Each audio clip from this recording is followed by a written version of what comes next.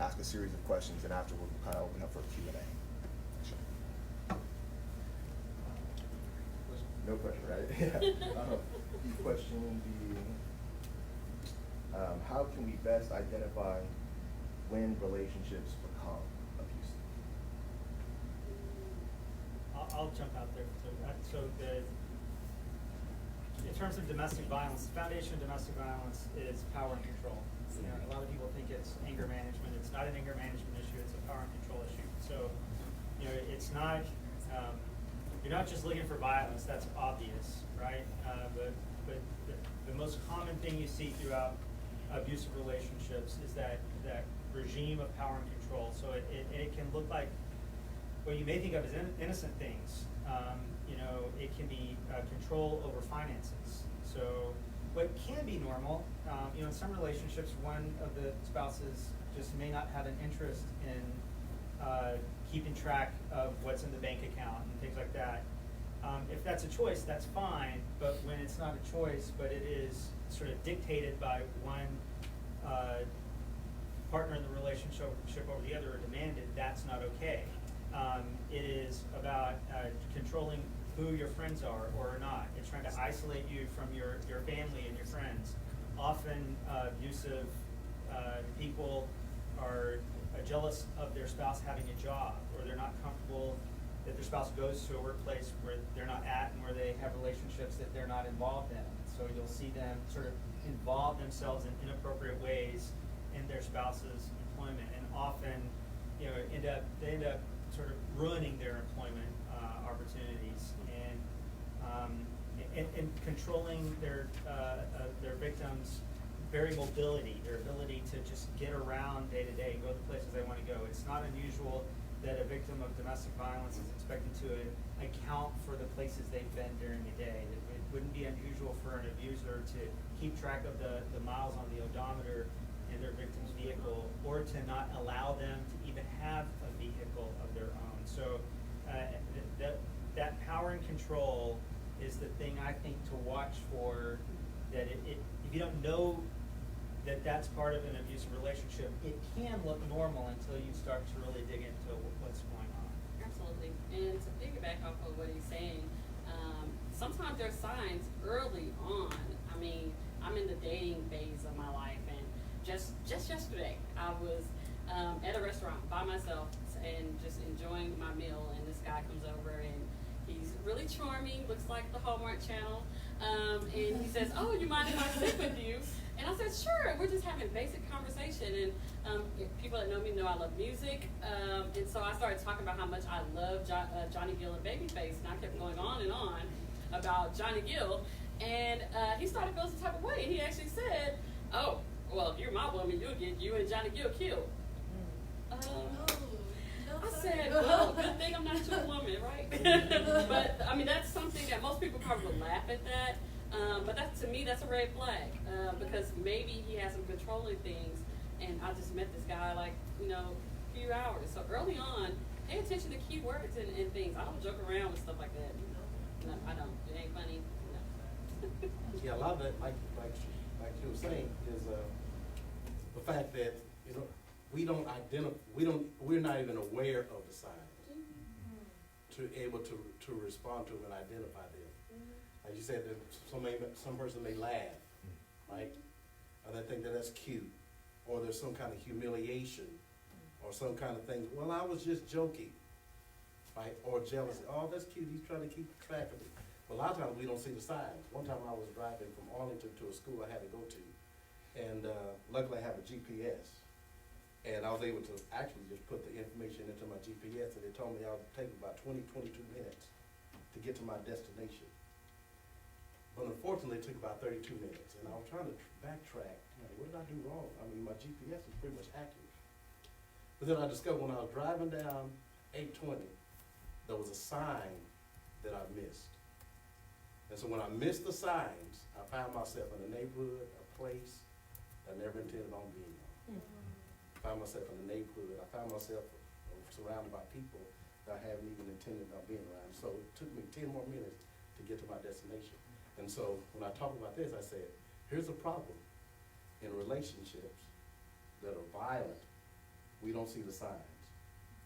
And I didn't see the signs because I was too busy listening to Sports Radio 1310. I was too busy just driving, minding my own business. Then I found myself, man, why does it take me so long? And I think there's a lot of things. People, especially in the African American community, we're not aware of the signs. And so we just go full-fledged into. Can I piggyback on that? Yeah. So, yeah, especially in the African American community, we tend to think that a lot of things that are just normal in terms of disciplinary action, Yeah. we think that it's normal to Yeah. when you're actually being abused, we kind of will deem it as normal because that's all we've seen. Our cousins get dealt with the same way, our uncles get dealt with the same way. And so oftentimes, when we see abuse, we don't categorize it as that. It's categorized as, I'm getting spanked for doing something I shouldn't have done. And I'm not advocating nor saying you should or should not spank. What I am saying, actually I do have a position on that. But what I'm saying is oftentimes the brutality of some of the disciplinary actions are deemed as normal. And I know that was the case for me growing up. I thought certain things were that's just how you do it. Yeah. Come to find out, they're very abnormal. And I've seen that in particular in our communities, probably in others as well. I think that in communities in general, if children grow up in an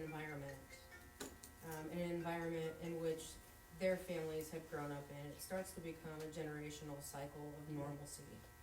And so unless somebody is there to model appropriate behaviors for that child, they're going to continue to grow up in an unhealthy relationship. So we as a community have to be positive role models for these kids, to teach them right from wrong, and to teach them that, we don't hit people, we give each other high fives. That's real basic for little ones, but we can, we don't have to hit each other, we don't have to call people names. People tend to think that domestic violence is only physical in nature, and they tend not to think about the emotional abuse, the verbal abuse. A very simple childhood rhyme, sticks and stones can break your bones, but words will never hurt you. That's not true. That's right. You can see those bruises healing on your body, but you can't see the internal bruises healing. So it's always something I think of. That's awesome. Can I add to your original question? I can stop, tell me to stop. As a pastor, I'm looking for things like if I meet a member of a family and yet I'm isolated from the rest of their family, I'm oftentimes, that leaves you wondering, where's your husband? How come I've never met where's your wife? How come I've never met? I've seen you 40 times, but I've never seen her. I'm having my eyes open for children who are either overly aggressive or overly withdrawn. Children with quick triggers. Because me growing up, I'm one of the kids with the quick trigger. But I learned that. That was kind of something that I thought was normal again. And I'm looking for kids that are overly afraid when somebody raises a voice.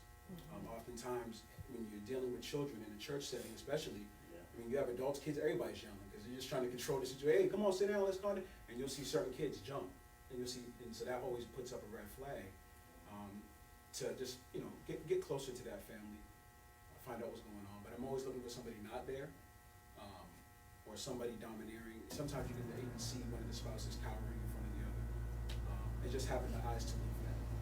Well, and you talked about signs of children, and so talking about children who witness abuse, young boys who witness violence in the home, sometimes they will mirror some of the behavior that they see in their father, and so an inappropriate view of the opposite gender is a common manifestation in young boys who are exposed to violence, as is the overly aggressive behavior, and for girls, it's being withdrawn. But we were working with a group of kids one time, and over a number of weeks, I got to know a particular little boy who was 5 years old, and he one day came in and said, "Hey, I have a joke for you," and proceeded to tell me a very inappropriate joke, and I had to ask him what it meant, and he was describing a scene where a man hits a woman, and thought it was hilarious. Now, children don't they're not born to think that's a funny thing,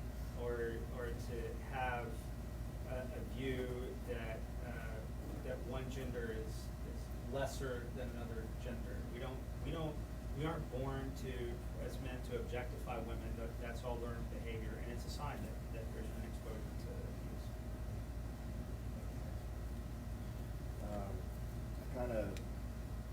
It's a similar question, but I just wanted to see if we could, if there was anything specific that we can apply to this part. There's some people listening into the. Speak up. Oh, thank you. Sorry about that. Some people listening to the conversation may be younger or less experienced in dating. What are signs of abuse that may be seen as indicators in a relationship? That's a loaded question. Yeah. Well, I call it the 7-day trial. No, I'm just playing. I'm not. I mean, it just depends on the person. I mean, you just have to be vigilant. I mean, there's tons of signs. I mean, we could say, me and Ken could probably say her name off. Like all the signs where they are controlling, they don't want you to talk to your friends, they tell you what to wear, they get upset if somebody's looking at you, which that happens a lot, especially in young relationships. Now it's the social media control. Be mindful of that if you're dealing with teenagers where somebody's all over their social media account. And lately I've been hearing a lot of my young boys telling me that girls are breaking their phones and all on their social media accounts. So that is like the thing now when it comes to social media or somebody getting upset. So there are different signs. I just think it goes back to what feels uncomfortable, but a lot of times we don't know if you've been a product of some type of abuse, you don't know that's not okay until it becomes an issue, and then you're like, oh wow, that doesn't feel good. So for me, I'm very hyper vigilant when it comes to dating and relationships and having. I don't even like people to ask me a bunch of questions like, where you going, who you with? No, I will run, which that could be considered. Part of that could be healthy, but for me, no, that's not healthy. So it just depends.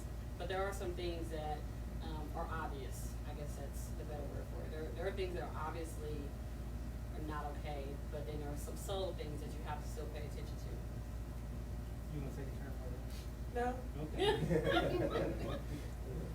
I've worked with many clients. I mean, I'm pretty sure everybody in here has a cell phone. I mean, I have mine in my hand. Call it a digital leash sometimes.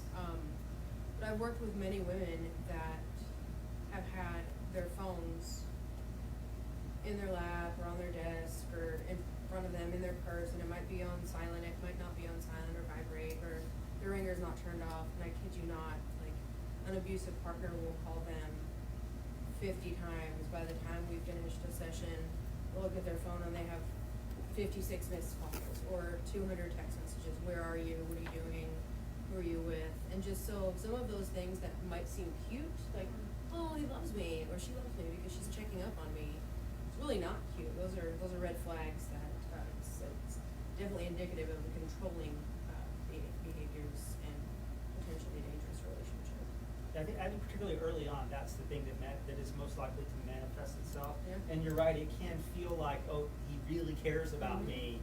No, and sometimes I describe it as if someone is treating you like a child and not like an equal, that's certainly a sign. I think if someone early on is not offering mutual respect and recognizing that you are an equal person, that's a pretty good.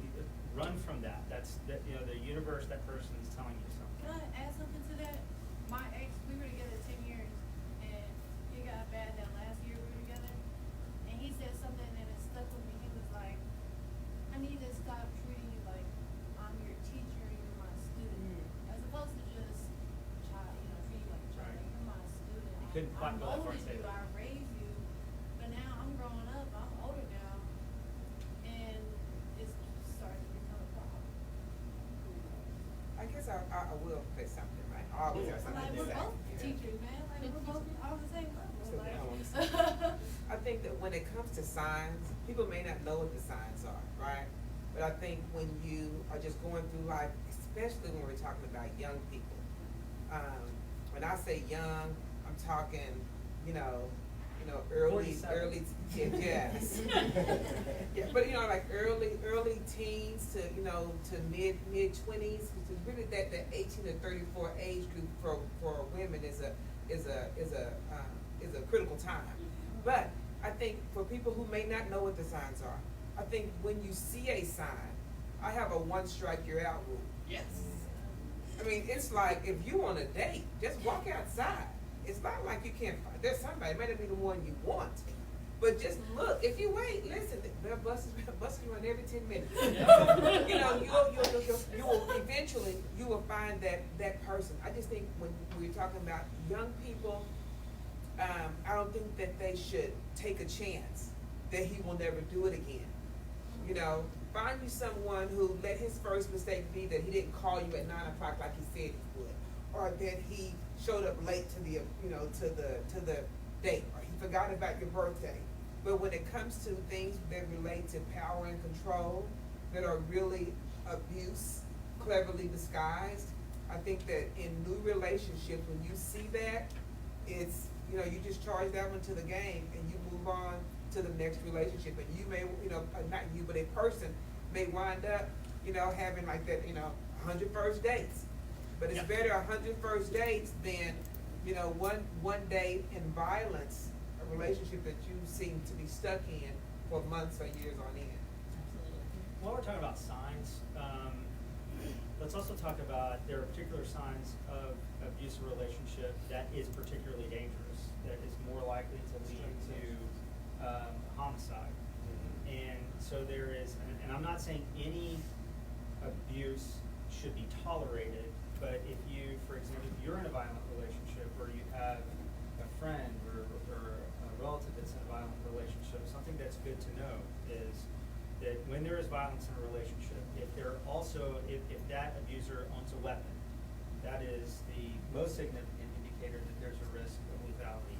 If there is any history of that abuser strangling you, then you are 750% more likely to ultimately be killed by that abuser than if it's abuse that doesn't occur strangulation. And when you hear that, it may sound like, oh, that's a really extreme example of abuse, but the reality is, well, this is Texas, and most abusers own guns, or at least have easy access to them. But strangulation, near fatal strangulation, is also very common in abusive relationships, so that 60% of the victims of domestic violence that seek help through One Safe Place, and I think the number's probably somewhere with Safe Haven, but 60% of our clients tell us that they have been strangled, and many of them have been strangled multiple times. So if you know of someone who's going through this, one of the things you can tell them is that that is a particularly dangerous sign that you need to get help. Can I speak to strangulation briefly? When we talk about strangulation, we think choking. You know, hands around the neck, choking. Or the Hallmark Channel, a rope around the neck. But I want to charge you to not just think of strangulation that way, because that's not the only way that it can occur. It can be any kind of ligature, a rope, a ribbon of some sort, a telephone cord. So it could be any type of ligature. That's something that you can wrap and tie, right? Or that you can just pull tightly. But it could just be placing the person's hand or something else over the victim's mouth or nose that keeps them from breathing. When you do things to impede breath or circulation, all of those things are going to ultimately result in death. You don't stop fast enough. The person is dying slowly in your hands. And so you have to consider that. But it could be, you know, if I'm sitting here and Ken decides he just wants to press really firmly, he could strangle me just by leaning me back here and pressing in enough. He would never have to put his arms or put his hands or even one hand around my throat or around my neck to result in strangulation. And so I think when we're talking about did he choke you, you really want to think about strangulation and the different things that can happen when you don't have blood flowing and you don't have oxygen getting to the brain, because it's lethal. We had a client once that everything about their case indicated that they had been strangled. First of all, there were other things that were happening. It was hard to imagine that wasn't part of it. There were physical manifestations that seemed that had occurred as well. she kept saying she's not been strangled. And finally, somebody said, well, show me how he assaulted you on a given occasion. She said, well, he put his arm out like that and shoved me against a wall. She was strangled and didn't even know it. Can I say something to that too? So that question's hard because a lot of times, and especially in a dating relationship, it's a slow drip. And what we like to do is give the benefit of the doubt when you're in a dating relationship. And it starts off as something that seems innocent, as they all said. And it slowly progresses. And you know, just like a frog in water, when you slowly heat it up, they don't even realize that they're being boiled to death. And then there's also, and this has been a while since I've researched this, but there's also the effects of oxytocin in the mind if they've been sexually active. Oxytocin is a chemical in your mind that kind of bonds you to whatever it is that released it. And so mothers often it's released when they're breastfeeding. It bonds them mentally, emotionally to their children. Well, the same thing happens when you have sex. You are released, oxytocin is released, and you are now mentally attached to that individual that's released it. And so that aids in the excuse making department. When somebody does when somebody does abuse you, oftentimes we give them, well, they just love me, or they just are for my good, and we're blind to it ourselves.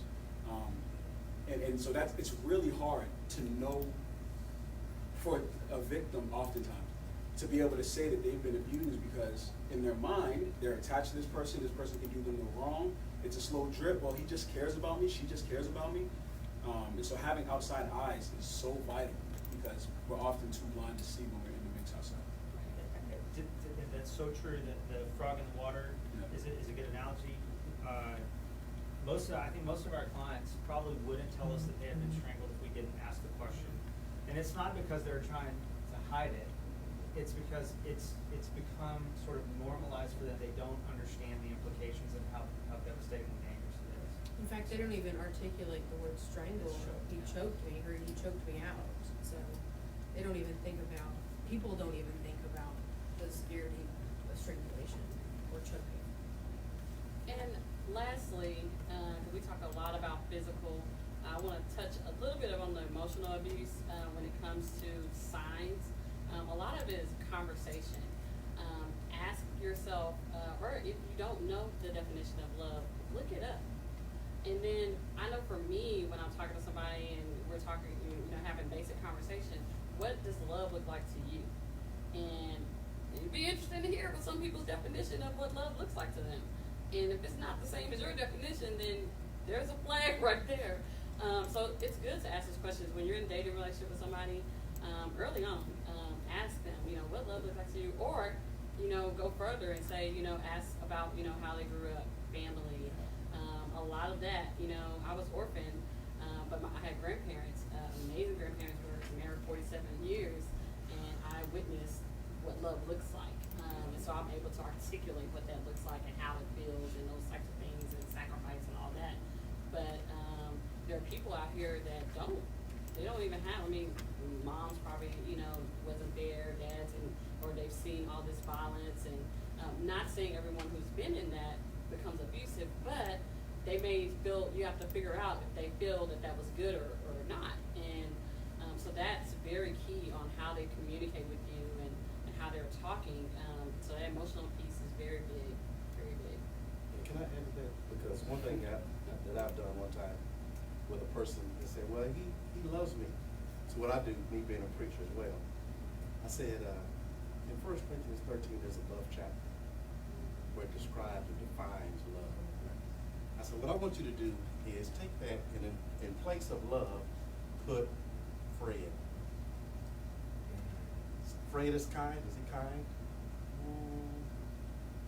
Fred is patient. Is he patient? Fred does not behave himself unseemly.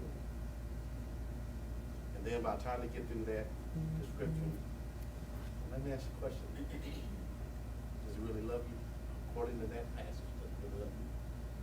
No, I don't think he does. But everybody just throw the word love around so much. I can love my mom, and I also say I love my dog, but I don't love my mom like I love my dog. Right? Because it becomes so ambiguous.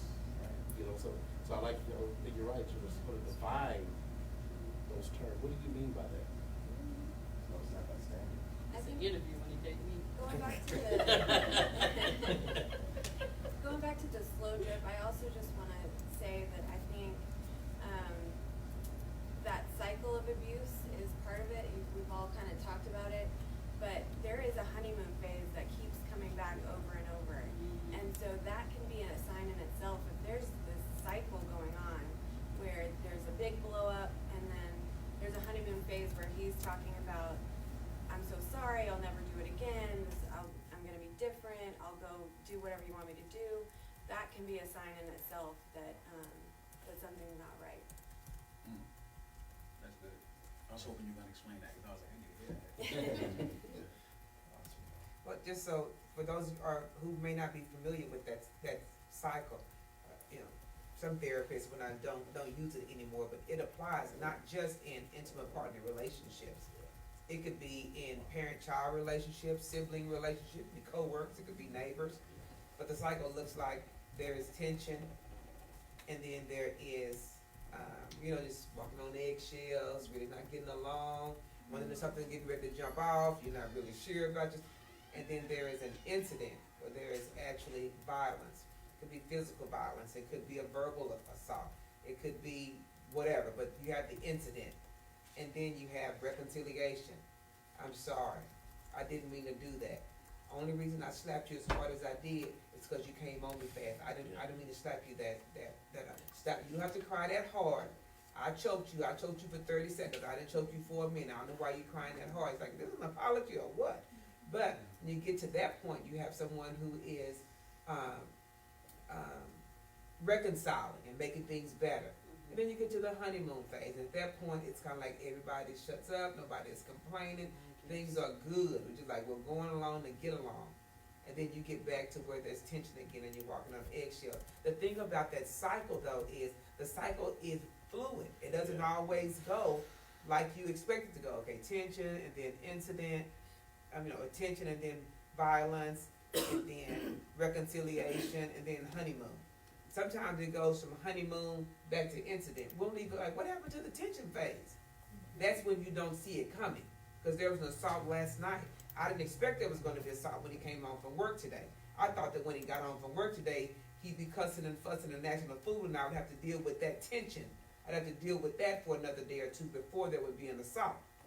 But he pulled a fast one on me, and he assaulted me last night. And then when he got home from work, he assaulted me again. So we skipped that phase of tension. And so I think when we start talking about the cycle of abuse, it's important that people know that cycle can jumps all around. Those four things happen, but they don't always happen one after the other in the same order every time.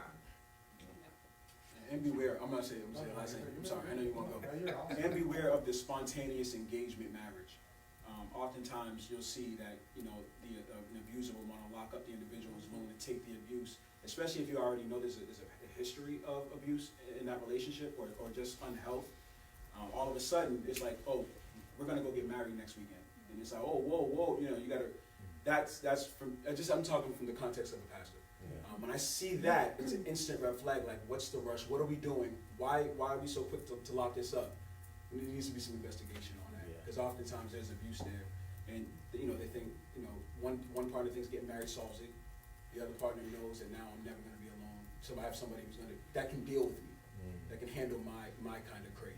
Right. It can also just be part of the honeymoon phase. It can be part of the Well, thing that's the what I'm talking abuser about. is doing. That's right, and it's a to good try to it's a good prove, time. yes, You know what? Let's go get married, baby. Don't do that. Sorry. No, that's amazing. I really appreciate it. All this is helpful, y'all. Just, you know what I mean? For freedom. And we're kind of in the diagnostics part. And last question before we get into more like resources and things like this would be to those who may have never been on the receiving end of abuse in a relationship. Why may a person choose to stay in an abusive relationship after the abuse has first occurred? And we've talked, touched on this a bit, but I wanted to. There's a lot of reasons. And they're not maybe ever going to be the same for the same person. But the biggest one I've heard is that they love that person. They just want the abuse to stop. Or maybe they have children together, or maybe it's finances, or maybe They don't know what to expect if they were to leave, the fear of the unknown. I mean, there's so many different reasons why women stay, or Don't why wanna be in people shelters. stay. They don't wanna go to a shelter because it's weird, it smells weird, there's weird people there, it's an unfamiliar place, it's just that unknown, it's not home. There's so And many, also so many because, and reasons. this is a really important question, because, sorry, go ahead. No, I think we're gonna say the same Yeah. thing, instead of why are we asking, why, Yeah, well, I Why- think it is important that people know. yeah. And it's a very important question because it's the reason that as a society for most of human history, we have blamed victims for Right. domestic violence, Why don't right? they leave? I had a police Right. chief once say to me Why do they that there's abuse? nothing we can really do about domestic violence because no matter what we do, she's going back. And so let's talk about why. So one of the reasons a lot of women stay is they are trained to do that. That it is, I mean, part of that cycle of abuse and the cycle of power and control is to make a person so dependent on you that they don't have anywhere to go. They have no financial resources of their own. They no longer have any friends of their own. They've been isolated from their family. They're not in control of their own mobility. What the hell do you expect them to do, right? And they have been convinced that they have no self-worth. And and love can be a part of it. It is often a part of it, but there are often very rational, practical reasons that women stay. And another one that I'm going to give you is our fault in this world, and it's particularly lawyers and judges' faults. And that is that a lot of women who are abused have children, minor children. And they know that the person that abused them is not just a danger to them, he is a danger to their children as well. And it is not uncommon that an abuser will let their victim know, if you leave me, I'm going to kill you and I'm going to kill your kids. And victims know what better than any of us. And by the way, scientific research tells us this is true, that a man that will abuse his spouse or his intimate partner is also far more likely to abuse his kids. Judges don't seem to get that. Most judges, now the family code in the state of Texas requires that in the case of a divorce, when a judge is making a decision about custody or visitation, they are required to consider a history of family violence in determining what is in the best interest of the child. But here's how most of them consider it. They look at the case and they say, okay, there's been abuse, physical abuse against the wife. Has he ever laid his hands on the children? No. Okay, they're just fine. Standard visitation. That is BS. It's not true, but it's what judges all over the state of Texas and right here in Tarrant County do, and women know it. And I will tell you that and I will sometimes provide legal consultation. And I hate this question most of all, but when a woman asks me, "What about my kids? Can you promise me that he's going to have supervised visitation?" I say, I can promise you for 2 weeks that we can ensure that those kids are not at risk with him. Beyond that, I can't make any promises to you. And that's just the truth. And so a lot of women decide they have to stay in the relationship because it's the only way they can be there to physically make sure that their kids are safe. I can't argue that point, right? And so it is, when we say it's the victim's fault for staying, that is just not true. Right. And so we have to, I am proud that for the first time, I think, sort of in this sort of generation, we are finally building systems that aren't just blaming the victim for staying. We are beginning to try to address the reasons that so many victims feel like they have to stay, so that they have the choice. And by the way, if a person decides to stay, that is their choice, and we can't judge them for that. And we shouldn't look at a victim who stays in a domestic violence relationship and say what's wrong with you. There's nothing wrong with her. All of the blame, on the abuser.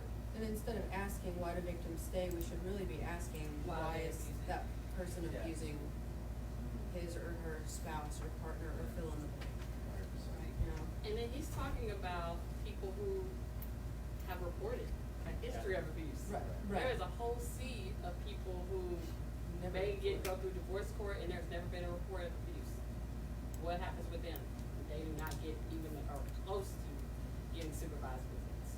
We had a woman that speak at one safe place in the program yesterday. She said her abuser said to her, and the judge is never going to believe you because there are no police reports. You've never told anybody.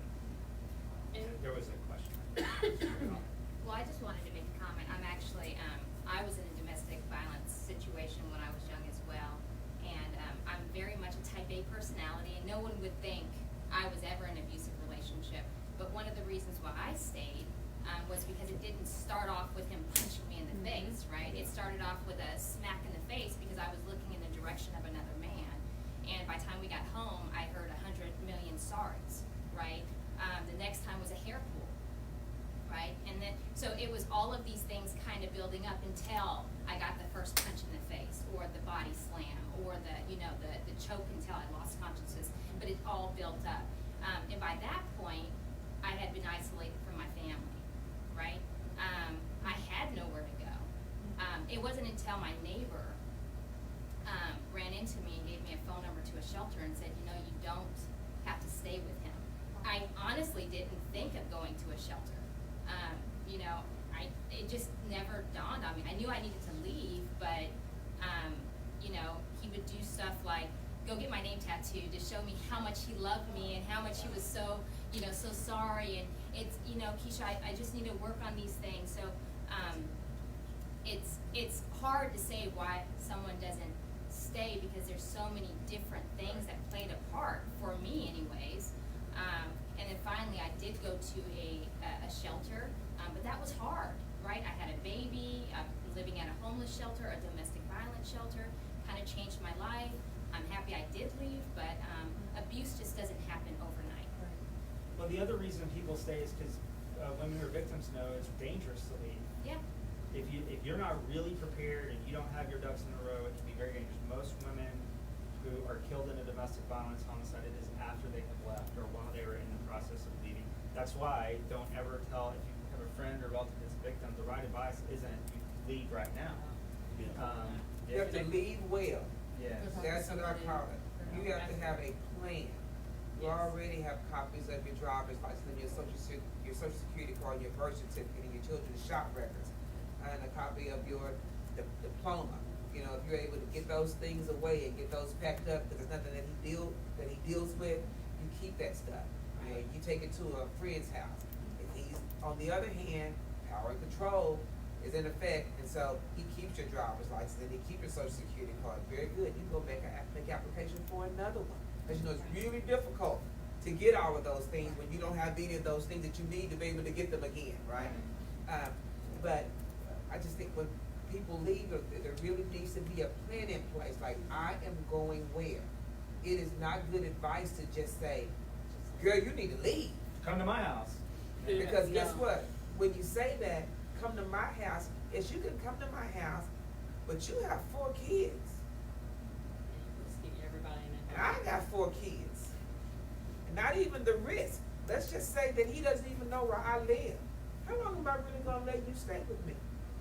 That is just reality. We talk about people leaving, but when you have folks who've been isolated from their families, even if they do have friends and family they can go to, how long is this friend or family member gonna allow you and your 4 kids to sleep on the couch and driving your kids to this school and taking your kid to that appointment? And then this kid has a disability, so they have special needs, and then you're 5 months pregnant, and so you have doctor's appointments you have to get to. And it gets, just imagine, it gets to be a lot. And so sometimes you have folks who want to leave, but friends and family are an option, but only for a very brief period of time. And so they stay because it's like, why leave and have to go back? Because it's gonna be twice as bad when I go back. And so I just think we have to think about that when we say, why doesn't she leave? You know? So One Safe Place, the Women's Center, and Safe Haven are all 3 entities that Shoals Voice referred to for people to get exactly what she's talking about, a safety plan. They can download the Shoals Voice app. It has all these resources for an address and phone number to One Safe Place, the Women's Center, and it's set up that way because the abuser may be looking at their phone, and the Shoals Voice app looks really friendly. It doesn't even show that it's a domestic violence awareness type of app. It just looks like a little cute app. But if they click on it, it will have the resources that are right here in Tarrant County where they can go and get a safety plan. So please don't tell people just to leave. You can tell them, hey, here's a resource. So they can create the safety plan. All those 3 entities, definitely sit down with them and make sure that they are safe and that they have all their ducks in a row before they exit, and connect them with resources further on for long term. Thank you for sharing your story. I think a lot of times, we have to also deal with the ignorance of people that dialogue and discuss these situations. Like when I started working for the Women's Center, this being here was so enlightening to me. My mom was married to my dad for 38 years before he died. And he was a drug user and a drug abuser. So as the drug use escalated, that's when the abuse stopped. It started escalating. It started really getting bad after all the time. And so I tried to discuss this stuff with my brother. My brother said, well, I've been telling mom she should just leave. You know what I'm saying? Okay, we moved to Arlington when I was 7 years old. We're probably one of the only black families in Arlington. We're away from all of our family. My mom's been in a marriage for years, decades, right? She got a job, but she retired from the hospital for 40 years. I say there's more than just leaving. I mean, where's she gonna go? You know what I'm saying? Her sister's in Houston. You know what I'm saying? We're kids. Where do you expect her to go? Back then, she was so unfamiliar with the resources that were available. It's more than just get up and leave. You know what I'm saying? But trying to deal with that ignorance. You know what I'm saying? And that victim blaming in essence. When she just leaves, she's doing that. I mean, she's been in the house 30 years and the house has been good and paid off. That's all she knows is this home. You know what I'm saying? That's all she's been living with for years. So what do you expect? Just sort of counteract that is it can be difficult. Appreciate you. In complete agreement with what Mary Beth is saying, I think the next question definitely needs to be, why do men abuse? That's a bit of a broad question, but that's important. Well, since I also work for Tarrant County, the Domestic Violence Diversion Program, so I actually work with the abuser. Talk about God, right? So I approach domestic violence holistically with my entire life. And working with the abuser, I will be honest, it was not easy. I did not come in with an open mind because I'm a victim, and so when I started interviewing them, I discovered that 99.9% of my caseload have been victims, whether they were children witnessing the abuse in the home or were already kind of in an abusive relationship. However, the program is set up to hold them accountable and then deal with that childhood trauma and then deal with whatever. So one of the reasons I've seen is they're repeating cycles. Like we've kind of already talked about that, you repeat cycles. So if a child is in a home where there's abuse, there's usually one of two things. Either they will become the abuser or they'll be in an abusive relationship, or both. I have a woman on my caseload right now who has done both. She admits to being abusive and beating her husband with a bat, but prior to that, she was in an abusive relationship, and so now she's trying to fight. She's gonna nip that in the bud. Oh yeah. Yeah. Yeah. Yeah, absolutely. And so we're talking about how can we figure out why they're doing it, and then addressing the reasons why and giving them the proper resources. Honestly, we're just now opening the door to saying, here's some resources for abusers, because there's a lot of resources for victims. They may not know it's out there, but there are way more than when we talk about, resources for the abuser. So I think now we're in 2019, we're starting to come up with more counseling and more classes and those type of conversations. But from my interviews and intakes, when I get those cases from the DA's office, most of, like 99.9% of them have been, expressed been witnessing abuse growing up. Sometimes it's also culture. I do have people from different cultures, you know, India and Ghana and all these places where that's a part of their life. I mean, like, I come to America and you mean to tell me I can't be my wife, my dad did to all of his wives, you know? And so then we're telling them, okay, this is in America, you can't do this. So there's a lot of different reasons, but more than likely they witness some type of abuse and are just repeating the cycle. And I think there's something that men need to hear too. When we talk about men being a part of the solution, I hear there's this phrase I've heard a lot in the last few years, that like when this conversation started in Dallas in a big way, and the Dallas mayor became a big champion of this issue, everybody started saying real men don't hit women. And I want to go, oh, shit, real men don't hit women. I mean, that is so basic and so, we gotta do better than that. That is not where this starts. Let's go really more basic and a harder thing to say, which is real men don't objectify women. Because I think if the foundation of domestic violence is power and control, then part of this equation has to be inappropriate gender norms and inappropriate views about the role of the opposite sex. I mean, you cannot see another person as something to be controlled if you don't fundamentally see them as in many ways lesser than you, or you don't objectify that person and that gender. So I think we have to, let's not just say real men don't hit women. Yeah, absolutely, that's true. But let's all say, you know, real men don't threaten women, real men don't try to control women, real men don't objectify women. I mean, I really think that's the start of it.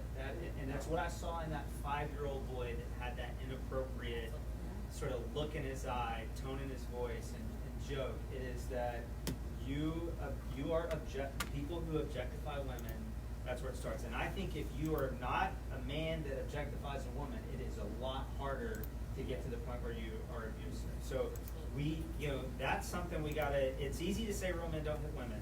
It's another thing when a man makes a joke at a woman's expense, it's a lot harder to stand up and go, dude, that's not funny. Not because I'm a snowflake, not because I'm liberal, because it's stupid. And because it leads to bad things. It's not who we are. We have evolved beyond that. We are not cavemen here. And so I think that's the thing. That is where men have to change. If you want to get right down to it. It's funny. There's that stupid NFL commercial where I don't know if you remember, where men would just stand there and like stutter and stammer, and someone would kind of cry a little bit, and at the end of it, it's domestic violence. It's hard to talk about. No, it's not. We're way beyond that. It's no longer hard to talk about. Yeah. So let's just, we can talk about it. The thing that's harder to talk about is, this cultural thing where men objectify women.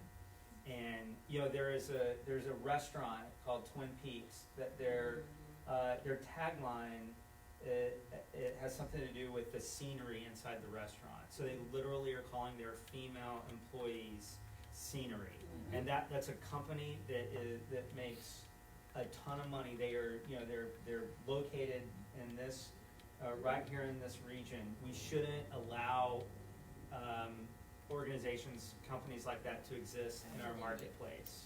And as long as we do, then domestic violence is going to be a reality for us. It's that basic. And so we got to call that stuff out. It shouldn't have a place anymore.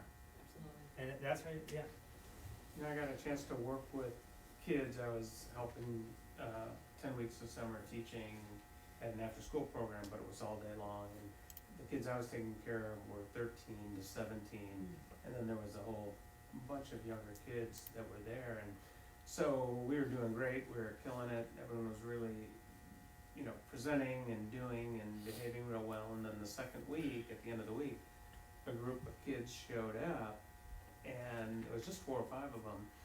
And the behavior of even the women, the young girls in our class, totally changed. Even what I could give them assignments and what to look up on the computer, they were doing it. Once they got there, everything changed to these videos that were just so unbelievably degrading to women.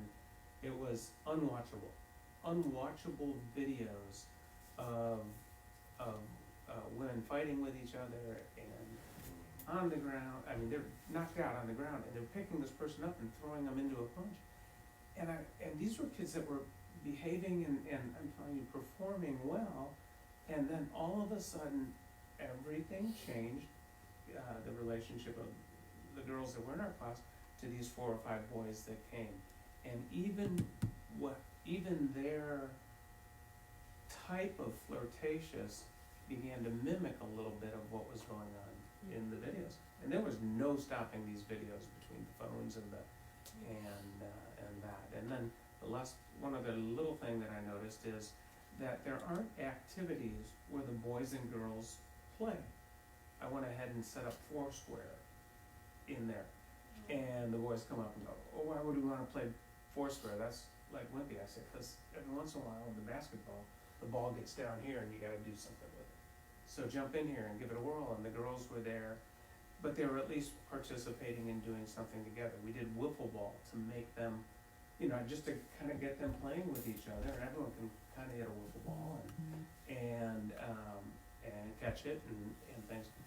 But I didn't see that there was the kids being, even games and activities that were getting them to learn how to play with each other. It was, and then once this group came, it was just, they felt like they had to change. And the women changed quickly, and it was a mild modeling to what was going on in these videos. If I had made these videos, I should be in jail. They were just bad. So, part of the answer, as a pastor, part of my role is trying to get beyond some of the punitive stuff that happens. I really think that we need to reestablish the reality of the Imago Dei in children, the image of God. We need to be teaching children that every human is made in that image, therefore they have inherent value because they are created in the image of somebody who has infinite value. And I think what we do is oftentimes we don't go back far enough to recognize that the smallest children are gleaning from our actions and our words. And when we don't model, when we don't proclaim, preach, and teach children that every individual is an image bearer worthy of respect and care, in particular teaching the young boys about that and young women and vice versa, then what it slowly leaks and trickles down to is to these things. As a child growing up, I did not have anybody telling me this.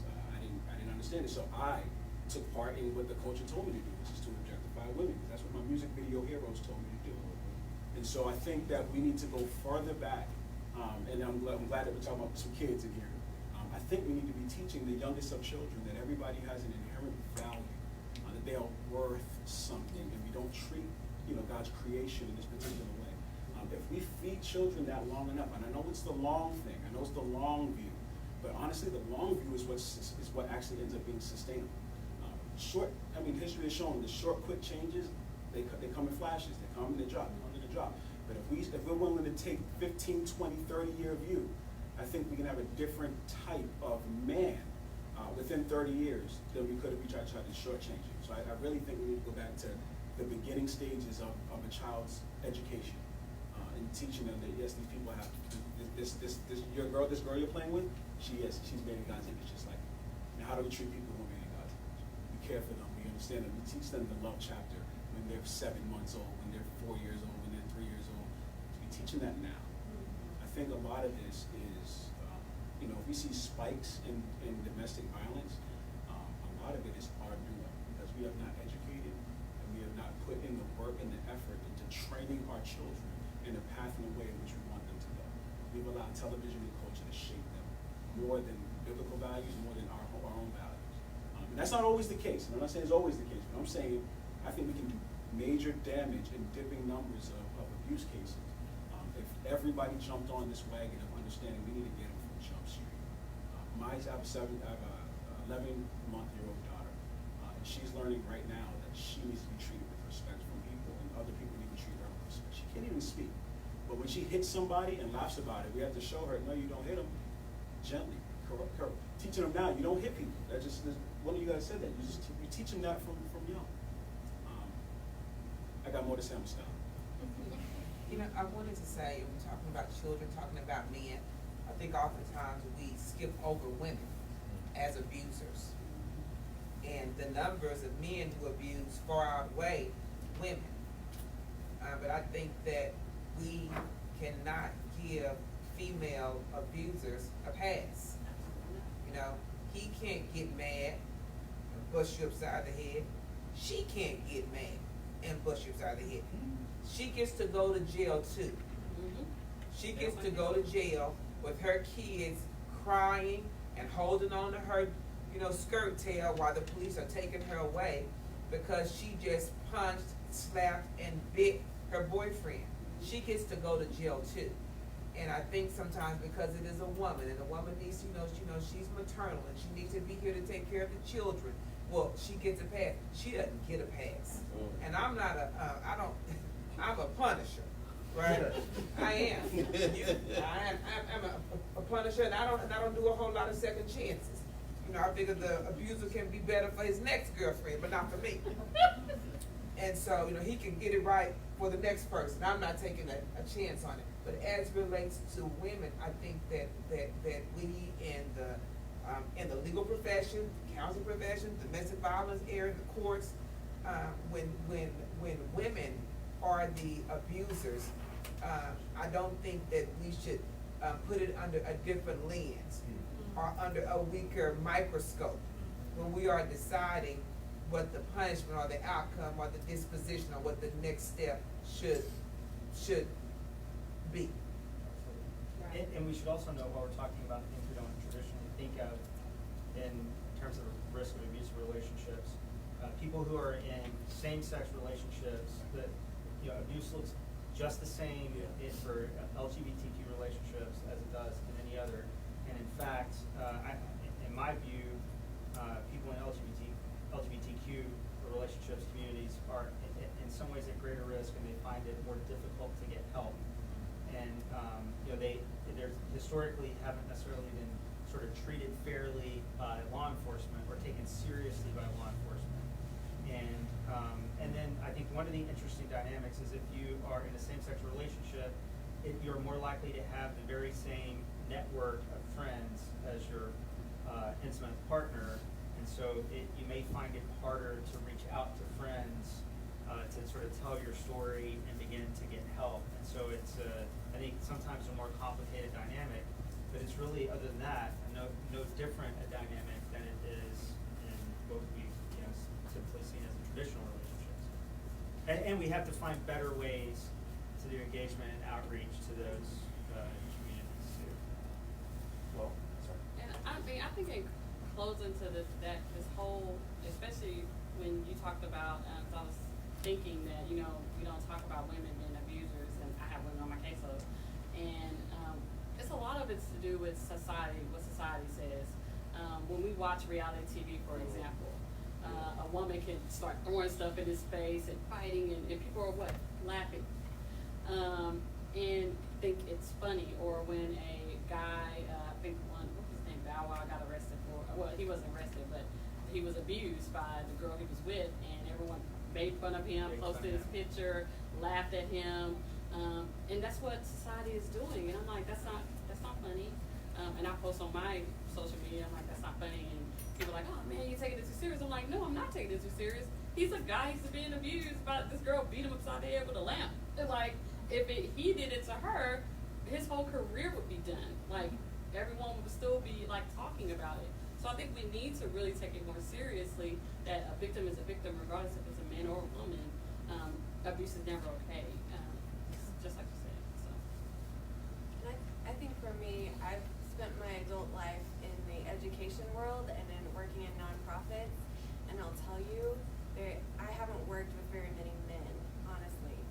And I think that I applaud you for having this forum and for having this space to say domestic violence is a real thing in our community, and as men, we want to talk about it. Absolutely. As men, we want to model for our children. As men, we want to be engaged in our community, engaged as fathers, engaged as men in our community. So I applaud that a whole lot. So thank you. Well,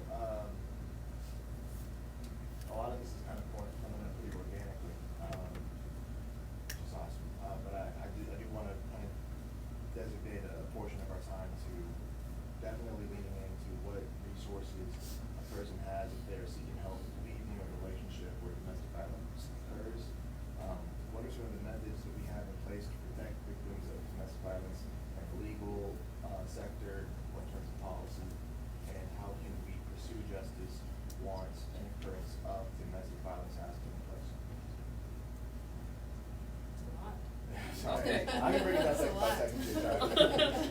like, can you break that down? Oh, yeah, absolutely, I'm sorry, y'all. So. Well, I'll tell you about, I can tell you about protective orders. Absolutely. right? Resources for what resources people have when they're in a situation where domestic violence occurs. So whether a person is actually in the situation or has left the situation, if they feel like they need a protective order, they're able to come to the Tarrant County Criminal District Attorney's Office for legal representation. Our services are provided at no cost, but the case has to be a case that can be handled in Tarrant County. And it's one of three things you need to be looking for. Either the victim has to live in Tarrant County, the abuser has to live in Tarrant County, or some of the acts of abuse have to have occurred in Tarrant County. So if you have at least one of those things, then a Tarrant County court can consider your case. But a protective order, just the little snippet of what it does is, it will say that a person, the abuser, is prohibited from committing family violence.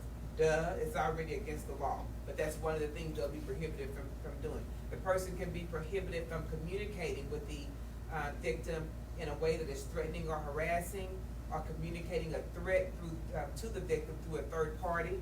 The abuser can also be prohibited from communicating in any manner with the applicant or the victim or a member of that person's family or household. That's no tweet, no text, no DMs, that's no phone calls, that's no seeing me at QT and saying hi, that's no happening to see me at Walmart and saying, can you believe the price of these groceries? Yes, I can. Can you believe I'm calling the police when you just violated a protective order? Can you believe the trouble you're in? Can you believe? Yes. And so, I mean, it is no communication whatsoever. Also, the person can be prohibited from going within a specified distance. We use 200 yards in our office because it's easy for people to understand. We say it's 2 football fields. Prohibited from going within 200 yards where the victim lives, works, or has a place of business. If children are included on the protective order, the person won't be able to go within a specified distance of that child's school or daycare. The person can be prohibited from doing harm to or taking control or possession of a pet or a service animal or a companion animal. You know, that's very important for people with disabilities who may have a pet that they use for assistance just to get through 24 hours in a day. If that pet is harmed or taken from them or even killed, you leave a person almost stranded, for lack of a better word. Okay, so that's what it also, it can prohibit an abuser from possessing a firearm or obtaining a handgun license unless the abuser is a licensed peace officer employed full-time as a peace officer. Employed full-time as a police officer for like a state agency or a municipality. And they get to keep their handgun license for the purpose of them being able to work. Keeping us all safe. So I don't need to tell you how I feel about that. But that is the law. Well, how we all feel, we're like, Yeah. The person could be prohibited from following the person or communicating with the victim in such a way that causes them to feel threatened, annoyed, alarmed, abused, tormented, those types of things. So protective order typically good for 2 years, could be good for the lifetime of the abuser. You might have a 50-year or 70, 80, 90-year protective order. But I encourage individuals who think they want a protective order, or they're not sure if they need a protective order, or they're not sure if they can get a protective order, fill out the paperwork because it costs you nothing. You can complete the paperwork online. Fill out the paperwork online. Give us an opportunity to assess the case. If we take the case, great. If we're not able to take the case, we are probably able, because you'll be speaking, that person will be speaking with an attorney, an assistant criminal district attorney. That person is likely to obtain more information, legal information, by even if we don't take the case, they'll get more information from one of our lawyers than they will if they don't come to us at all. And so I encourage people to at least make application, to submit the paperwork to us and give us an opportunity to assist to the degree that we can. Yeah, and so other than that, there are 30 or so agencies that provide services to victims of domestic violence in Tarrant County. Fortunately, in Tarrant County, we've made this pretty simple. There are a couple of doors you can go through that are never going to be wrong doors. So the simplest advice for anybody that is a victim of domestic violence, or if you have a friend of domestic violence, is get to One Safe Place or get to Safe Haven. You can physically go there, and we've got, all of us have information at the back table. I would encourage you to take some with you. Just get through the door, make the call, connect to a phone call. Safe Haven operates a 24/7 hotline for victims of domestic violence. So you make that outreach and you will get to the right place. One Safe Place operates a family justice center, which is, it's one location, one building, where we try to get all of the services that a victim of domestic violence needs, and their children might be concentrated in one place. Safe Haven is one of the biggest partners at that location, so those are sort of the one-stop shops to get you connected to legal help, to counseling, to play therapy for kids, for if you need, and most of our clients are unemployed or severely underemployed, so we can even connect you with agencies that will help you get back where you need to be so that you can support yourself and your kids.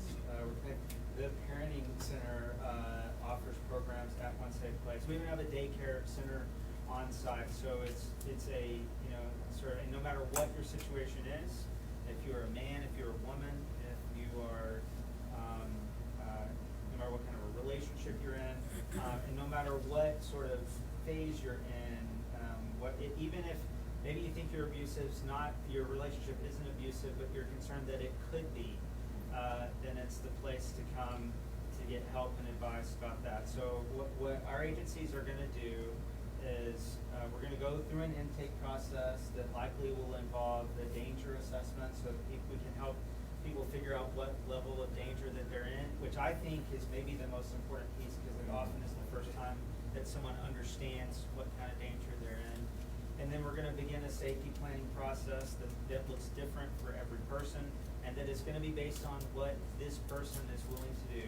We are never going to insist that you go interface with law enforcement, although a lot of times we will absolutely encourage you to do that. At One Safe Place, all of the family violence unit for the city of Fort Worth is located on site, so it is very easy to make a law enforcement report. However, if you don't want to engage law enforcement and you don't want your information shared with them, that is your choice, and we will honor that as well. So we're lucky in Tarrant County that we've made it very simple and straightforward for victims of domestic violence to get help, and you don't have to come there alone. If you want the support of a friend, or if you have a friend who is being victimized and they want you to go with them, that is perfectly fine, and we honor that and encourage that. So, and then if you are someone who is a victim of a sexual assault or know someone who is, then the Women's Center is the right resource for that and offers services in a very similar sort of no wrong path context. And so at Safe Haven, in addition to the hotline, like Ken was saying, yes, we do have a hotline that is answered 24/7, 365, always by a live person. We also have the ability to do a face-to-face assessment with people, because sometimes people don't really know how to articulate what it is that they need help with. They just know, I need help. Okay, how can we help you? Yeah, I don't know. I was just told to call. Okay, well, let's break it down a little bit. And so we found that doing a face-to-face, I don't know, sometimes I prefer having face-to-face conversations with people, because you don't lose anything in the translation over the phone. Things aren't taken out of context. So in addition to being able to do the face-to-face assessments for shelter or for any services, we have residential services, and we also have our non-residential services. We have a crisis and outreach department that we provide case management. We have a domestic violence high-risk team, which is a part of our community's coordinated community response for the Tarrant County, holding offenders accountable. We offer counseling, we offer play therapy, we offer support groups. We have a legal department with attorneys, we have paralegals, we have legal advocates. We have an offenders program at Safe Haven for the offenders to participate. 97% of them are court mandated, where a judge is ordering them to go take partner abuse or BIP classes. We have prevention classes, or prevention department, where they go out into Tarrant County schools, similar to what the Women's Center does, talking about relationships, healthy relationships, safe dating relationships, teen dating relationships, healthy relationships. We also have a housing program. And then oftentimes people think of Safe Haven, they think of shelters. And I've listed everything we do. I haven't talked about our shelters. We have 2 shelters. We have one here in Fort Worth and we have one in Arlington. At any given time, we can house 164 women and children on any given night. And I can tell you that in the last month or 3, our shelters have been really full, which I tend to study the trends, and they ebb and flow. Our shelter census ebbs and flows. We're in kind of an anomaly right now where our shelters have been operating at about 102 to 105% over occupancy. So, 102 to 105% occupancy. So it's odd right now, and it might be because we're going out and talking to the community about Domestic Violence Awareness Month, speaking engagements such as this. It might be somebody hearing about our services from Cheryl's Voice or from something I heard at a church. But without the people sitting around me up here on this panel, we can't end domestic violence in our county singularly, one agency. We all have to work on this issue together. And so, like Stephanie said, it's such an honor to be up here and speak and really have the opportunity to learn a little bit about this group of great men, and seeing that there's a group of men committed to different issues, and having the ability to come and speak to them has just been an honor, so thank you. Yeah, so that, like I agree with you, just being able to be able to network. You got the legal side, and you also got some people even after the, like we at the Women's Center, we have counseling services, right? What else we have? Employment solutions, you know, those people that need to get employment, and we monitor them. Not just get them a job, but we monitor them as they progress through the program, you know, and so that's good. So it's us networking together. And also me being in the play safe portion, I like doing presentations, and we want to be in every school in Fort Worth ISD. We're mandated in some school districts, but we want to get the word out because I think it's the message that Play Safe has is so transformative, and people need to hear about seeing the signs and healthy and unhealthy relationships, so they'll recognize, hey, you know what, I'm in a relationship that's sort of jacked up. I didn't realize this until this presentation. So that's why we need to get the word out so people will be cognizant of some of those signs and be able to, okay, you know, I need to get out of this situation, and we tell them how to do it. So I think it's just important that this network is being happening. And thank you so much for being able to bring men together that's able to, you know, say, hey, we're going to be not reactive but proactive. You know what I'm saying? We also should note, because a lot of victims of domestic violence are motivated earlier to get help for their kids than they are to get help for themselves. So both those front doors, Safe Haven and One Safe Place, offer comprehensive programming for kids. And I know we both generally have a philosophy that children are victims in their own right when they witness domestic violence. So we are just as concerned about, you know, the good outcomes for the kids and getting them assessed and getting them the help that they need as well for the adults. So oftentimes, if a person is not motivated by their own safety, they're maybe more motivated to get help to improve the welfare of their child. So it's really a good. Absolutely. And so the reason why Cheryl's Voice puts all the organizations on the app, Women's Center, One Safe Place, Safe Haven, really because I want everyone to kind of have it on their fingertips. And then 2, depending on how quickly you need a resource, you may call one number, and it does get frustrating. And if you can't get through, I want you to be able to know that that's not the end. There are other resources out there, but I will say for sure, as far as I've seen and heard, you know, the Women's Center, One Safe Place, Safe Haven are pretty good at calling back or trying to get people in assessed by need. However, we are in Tarrant County and we are seeing a hike, as you were saying, in shelters and trying to find placements. So don't give up just because you call one number and it's not working, or you're waiting on a call back. Call the next number. Just use a resource. Don't just stop there because you called one place and you didn't get something. And so that's why I'm big on trying to make sure everybody's stuff is on one location. So, and if you have a friend that's helping you, or if you're the one that's helping a friend, you may want to do the calling for them, because it does get frustrating trying to call and get connected, and the resources there. It's just you may feel like, or sometimes victims change their mind in the middle of the call. So be there support for them.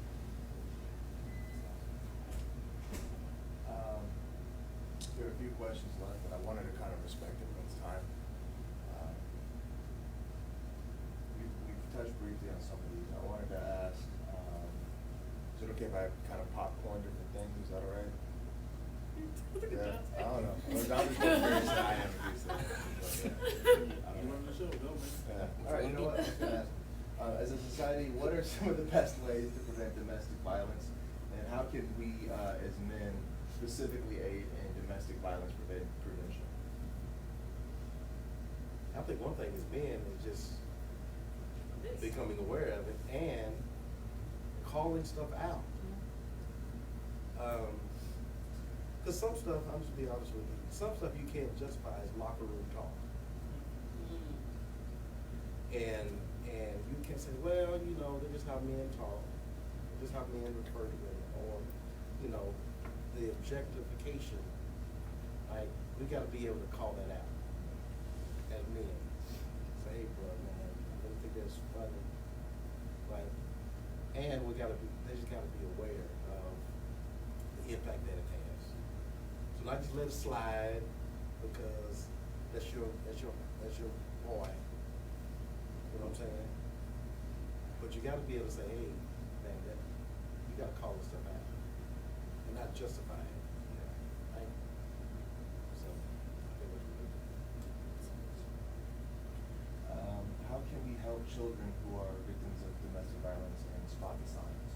Listen to them, meet them where they're at. I mean, not physically, but like, get to their level, talk to them, try to understand, let them know that it's not their fault. Kids often think that whatever's happening to them is a result of something that they have done, or that dad's hitting mom because maybe they didn't clean up their room. I don't know. But letting kiddos know that it's not their fault. Absolutely. I was 18 months when mom was killed, and I remember blaming myself. I used to cry every night, praying to God, asking him to forgive me, because I felt that if I didn't cry loud enough, that's why my mom was killed.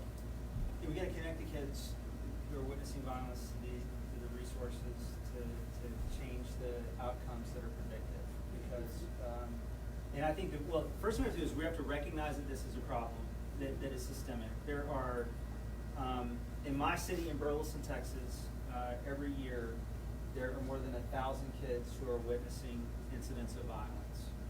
That's a systemic problem. And those kids are long-term suffering the exact same harm as children who are physically abused. We built a whole system to serve children who are physically abused, right? We would no longer say that it's not imperative that we identify those children and then connect them to services. We've never thought of it as being important to find the kids who are witnessing violence and to connect them to help that they need. So the first thing we have to do is spread the word that this is a problem, that it's an epidemic.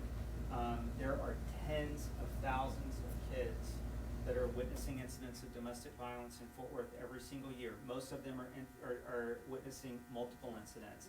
And then if you think of the number of kids we have in Fort Worth right now that are witnessing incidents of domestic violence over a lifetime, it's almost unfathomable. So the first thing we have to do is recognize this as a problem, recognize these children are being victimized, that they're 1,500% more likely to be physically abused or neglected. They're 6 times ultimately more likely to commit suicide. They're 50% more likely to abuse drugs or alcohol. They're not destined to do those things, but those things are predictive. The good news is there's something we can do about it. If we can intervene in that trauma that they have suffered, then we can reverse it. And so that's what we gotta do. And so what our model is based on hopefulness, because we're working on the basis of research that says hopefulness is the most important indicator of well-being and resilience and overcoming trauma. So what we are trying to do is work with kids to get them to the point that they can believe that their future is gonna be better than their past and that they're gonna have some control over it. Doesn't mean there's certain promises we don't make. We can't promise that the violence in our home is gonna end. You know, that I wish we could do, but we can't. And man, that's a hard thing when you are sitting across from one of these kids and you can't say the thing that you know they'd like to hear the most. But so what we have to do is we have to find ways. There's two things we got to do to create hopefulness. We have to sort of retrain their brain so that they have literally the willpower to feel hopeful. And then you have to help them create a pathway so that there's the way power, the path, so that their life there's a reasonable chance that their life can be better, their future can be better than their past. So there's lots of different ways we're doing it, but that's what we're doing. So one thing is, just speaking from a person of color, one thing we've always struggled with is realizing that we need therapy. Realizing that we need some help. It's always keep everything under the cover. Don't say nothing about what's going on in this house. Right? Keep it quiet. You know what I mean? And we don't even know that we have experienced a lot of trauma. Right? Yeah. And sometimes we, like Pastor could probably attest to this, we spiritualize it. We rebuking the devil and all that stuff. And yeah, and a lot of it you need somebody to help you walk through this and get the help that you need, right? And just being able to take that step. We have the hope. We have the hope to sit down, take this step, and say, "Hey, let's get you in front of a counselor, in front of a therapist, and help you walk through this stuff because you've really undergone a lot of trauma." I also think there's real power in a child or a youth understanding that they're not alone. Because I think a lot of kids feel like they're the only one in the world that is experiencing this. And there's a lot of good research that shows that when you know that you're having a shared experience, even if you're not in real time sharing it with someone, that you have a greater ability to overcome the stress of that experience. So I think that's one of the real powerful things about the camp programs that we do, is that for a lot of kids, for the first time, they become part of a peer group and they understand that they have this group of people that they're going to get to see again, that they're going to get to develop relationships with, that they are sharing this experience with. I think they don't feel so isolated, they don't feel as stigmatized, and so I think there's real power in that. So if you encounter a child that you know is going through this, I think that's one of the first things, like I think as Mary Beth had said, that it's important that they know it's not their fault, they didn't cause it, and it's also important to know that they're not alone. Yeah, that's actually biblical principle. It's there. 1 Corinthians 10 talks about there's nothing that's not common to man in terms of temptation and sins that we experience in life. And then 2 Corinthians 1 talks about putting them around individuals who have experienced similar things that can help cast shadow of hope in their overcoming. So I think there's power in it. You know why I think there's power in it. Right? but I'm just agreeing. I'll accept that. Right. I'm just agreeing with the principle. Yeah, like, no, and it's, you're just fleshing out what I think it's biblically accurate and it's socially accurate. Yeah. And Because it works. Yeah. It works. That's right. And I think bigger picture, not every kid's gonna come into our systems saying, I'm a victim of domestic violence or I've witnessed domestic violence. So a lot of the times, going back to what the pastor said, is, this is kids acting out. This is kids being bad kids, right? And we know that for a lot of kids, their behaviors, their aggression, their withdrawal, all those things are coming from trauma in their past that has rewired their brain. And there are ways, there's play therapy, there's group therapy, there's classes, there are things that can help that child change that story. But it doesn't always look like an outcry. Sometimes it looks like bad kids being bad kids, right? But we know that they're not bad kids, they're just kids from hard places. It seems like the person that's doing the violence here is pretty much they're isolated and they're on their own, they're bullies and a handful of people know about it or maybe, and the same thing kind of happens here, and yet the person that's greatest to become a victim is someone who's kind of on their own or isolated from that. And it leads me to what you were saying about the groups and the organizations where, you know, we'll have the camps and we'll have all these things. And I look at how many things have been pulled away from the normal community. Boy Scouts, the basketball team at school, so that you have the parents coming to the game and you see how the dad reacts when the son doesn't play and you can say, hey, man, he's just gotta chill. He's a great kid, he's just not gonna be in the NBA. And you can go ahead and kind of soften these things, or you can kind of get a posse of guys that you know, can get around. But these were happening in the school, within the community, and it helped for people to get of seeing the normalcy. And that's the portion that, you know, so many heroic things are going on to try and bring these things in when putting in a group with someone and having it. But man, if we can get that there before and youth groups and I look at how many people I've met that said, you know, youth group became my family, and if I realized what normal was and how I'm to be and the respect I need for myself. And so I think that so much of this disappearing from the schools really goes ahead and makes us ultimately more dangerous if it happens by people that are isolated to people that can be isolated or hate on top. I do want to address that and kind of tie it into our last thing as we're wrapping up here, which is I think that what we're getting to at the heart at is access. And I kind of wanted to tie that specifically into how can members of our community assist your organizations or be helpful, productive in this issue in your eyes. So, at least for Safe Haven, we have a program called Crew. And before y'all go, so Yeah. try to 30 seconds to a minute each, Yeah, just so we so, respect people's time. Sorry. Go ahead. Just having male volunteers come and work with the kiddos in our shelters, so the kids can see that not all men are bad. It could be grilling out, it could be playing basketball, and it could just be playing board games. Very minimal tasks, just hanging out with kids. That's it. And money.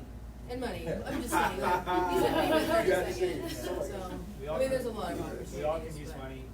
For one safe place, I'll say, you know, it's getting close to the toy drive time, so we'll take toys. We're about to put information about that. Connect with us on Facebook and Twitter if you're on social media. One safe place. And one specific need we have, particularly where men volunteers are concerned, is around camp. So we are particularly looking for 18 to 24-year-old camp counselors. And so if that's an interest to you, it involves 1 week every summer, and then we have a pathways program that we want our counselors to get to as much as possible throughout the year.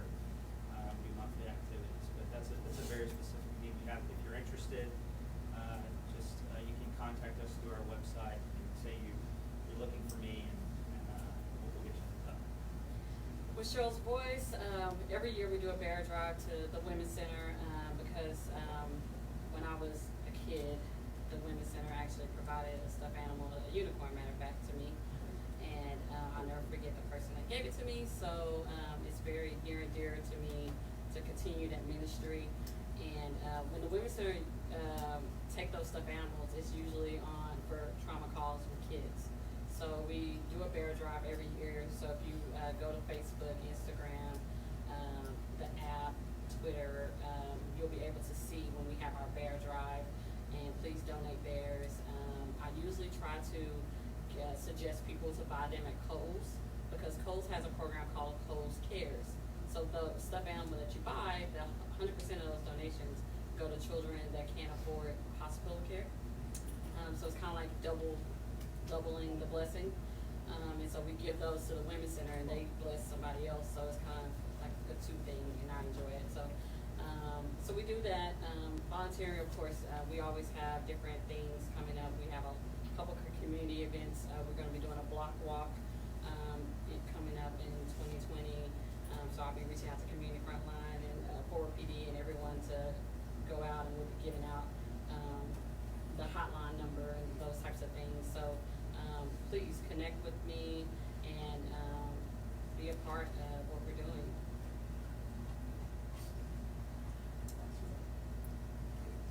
For the parenting center, I would just say, you know, we can always use volunteers. We don't have any specific drives or anything right now. We are looking for board members, so if you're interested in being on a board, that's something we would be definitely want to talk to you about.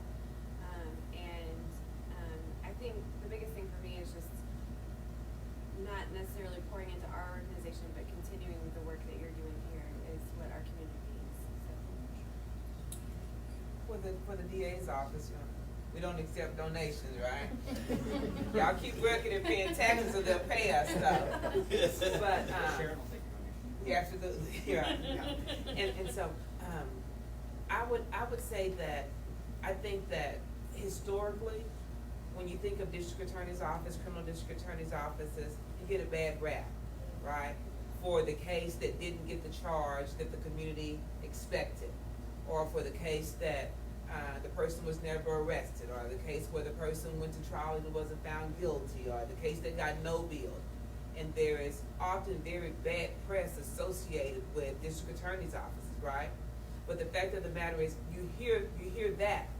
You don't hear that in the division that I'm chief of, and the unit that I'm chief of, that we looked at some 2,000 questionnaires of people requesting protective order assistance last year, and we are kicking butt and taking names, right? And so, but you don't hear that we have enabled women to be in a place where they don't have to leave the home. They left the house because he ran her off with the violence. But you know what? She was able to come back, and we got a kick-out order for him to vacate. So he needs to find some place to go, and she can stay home with her child. Or how about this? She can stay in the apartment that's leased in his name. But because she's lived there within the last 30 days, the law allows her to stay there. And she gets to get a good head start. And he can't come within 200 yards of the place that he leases. That's his problem, right? But at least, but that gives. I'm not saying that that's for a woman to take advantage of an abuser, but it gives her time to get on her feet, so she doesn't have to leave, as we say, in the middle of the night and have to come back.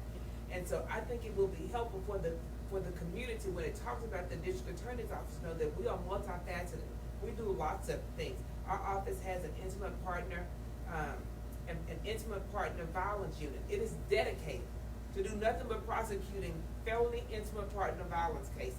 It's not domestic violence, mom and dad, and brothers and sisters, and aunts and uncles. It's all intimate partner violence. We have a special victims unit that have those cases related to children and others, but children that are victims of crime. And so I think that we want our kids to grow up knowing that the police do help us. I know what you see in the media, but the fact of the matter, if you do the numbers, how many of us have called the police and gotten the help that we needed? Maybe the question is, how many of us stopped calling because we didn't think we're going to get the help we need? But the climate has changed, y'all, and when you call for help, you're getting help. It's not always the case. We know that. I watch TV too. I ain't crazy. You're not always getting help, but it's more so than not. And so I would encourage you all to be supportive of the law enforcement agencies and the other agencies in your community who are trying to protect victims. They may do other things you don't like, but to the extent that they are protecting victims, I think that they deserve the community support. That was more than 30 seconds, but I had something to say.